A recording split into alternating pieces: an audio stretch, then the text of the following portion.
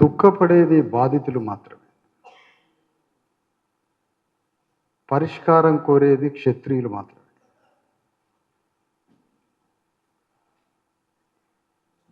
బాధితులు దుఃఖపడుతున్నారంటే వాళ్ళు బానిసలు అని అర్థం.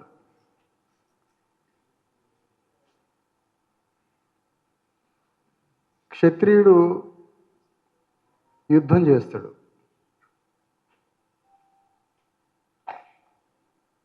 బానిస ఏడుస్తూ ఉంటాడు.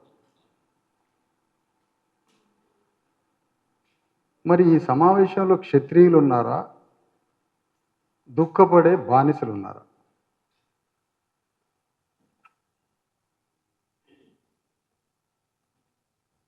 దుఃఖపడే బానిసను చూసి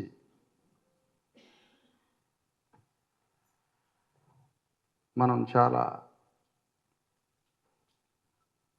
మంచివాడు అంటాం ఆయన. క్షత్రియుడు బానిసలాగా ఏడవడు, యుద్ధం చేస్తాడు. ఎందుకు ఈ రెండు మాటల చుట్టూ తిప్పుతున్నా అంటే, ఖమ్మం జిల్లాలో జరుగుతున్న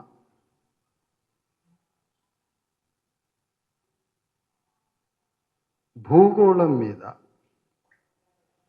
మొత్తం భూగోళ చరిత్రలో ఖమ్మం జిల్లాలో జరుగుతున్న అతి భయంకరమైన దోపిడీ ఇంతవరకు భూగోళ చరిత్రలో జరగలేదు. ఇది లక్ష హత్యలు చేసినోడికైనా ఒక ఆత్మ ఉంటుంది లోపల. నేనేమైనా తప్పు చేస్తున్నానా అని. ఇది ప్రపంచ మానవాళి మొత్తానికి వర్తిస్తుంది. కానీ ఖమ్మంలో జరుగుతున్న ఈ భయంకరమైనటువంటి దోపిడీ చేసే ఈ సామాజిక వర్గానికి ఆత్మ కూడా లేదు.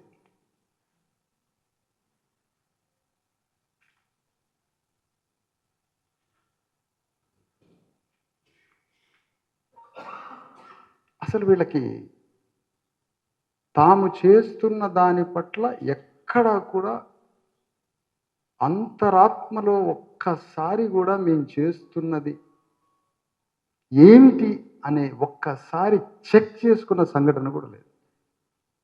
నేను మాట్లాడుతున్న భూమి ఏమిటి అంటే, ఇది ప్రపంచ కమ్మకుల రాజధాని భూమి మీద మాట్లాడుతున్నాను నేను ఈరోజు. ఇది కమ్మ క్యాపిటల్. ఇది అమరావతి కాదు, గుంటూరు కాదు, కృష్ణా జిల్లా కాదు.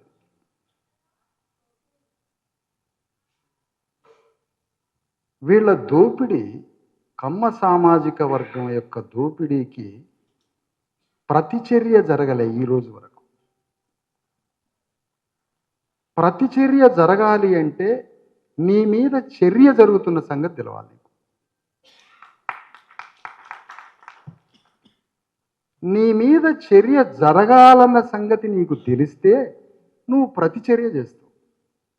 కానీ అనస్థీషియా ఇంజెక్షన్ ఇస్తే, కత్తులు పెట్టి కోసినా నిన్ను కోస్తున్న సంగతి తెలియదు. మరి ఖమ్మం జిల్లాలో అనస్థీషియా ఇవ్వలే. మనల్ని చంపేవాడే మనల్ని దేవుడుగా చూస్తున్నాం. మనల్ని ఎవరైతే 70 సంవత్సరాలుగా, ఒక శతాబ్ద కాలంగా మనల్ని సాంస్కృతిక జీవితంలో, సామాజిక జీవితంలో, రాజకీయ ఆర్థిక జీవితంలో, మొత్తం దైనందిన జీవితం అంతా, మన బ్రతుకంతా ఒక సామాజిక వర్గం చేతులు పెట్టినాం. అతన్ని భగవంతుడుగా మనం కొలుస్తున్నాం కాబట్టి నిన్ను చంపుతున్న సంగతి కూడా నీకు తెలియదు.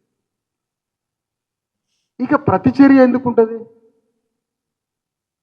నీ మీద చర్య జరిగితే అది తెలిస్తే ప్రతిచర్య చేస్తావు. నీ మీద చర్య వెలగకపోతే అంటే నీ మీద దాడి చేస్తున్న ఒక సైతాన్ని భగవానుగా ఆరాధించినప్పుడు నువ్వెప్పటికి గుర్తుపట్టాలా నీ శత్రువుని?